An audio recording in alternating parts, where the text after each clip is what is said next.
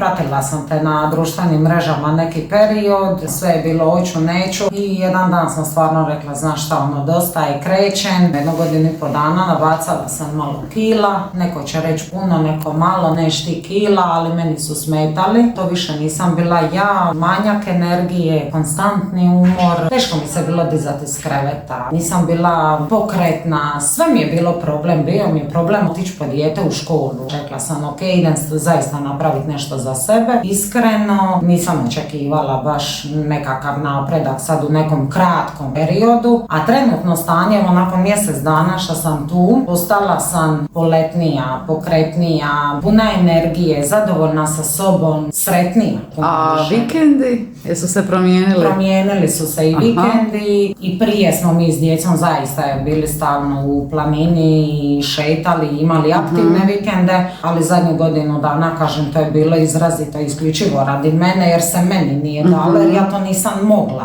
A sad lijepo s djecom i idemo do planinarskog doma, idemo prošetat na livadu, stvarno puno bolje. Ludilo. Prvenstveno što mi se sviđa, mislim da si ti, Antonija, isto tako cijela tvoja ekipa, tvoje žene, prvenstveno divni ljudi, a nakon toga odlični treneri, motivatori. Kad misliš da zaista ne možeš, a onda ajde možeš, moraš.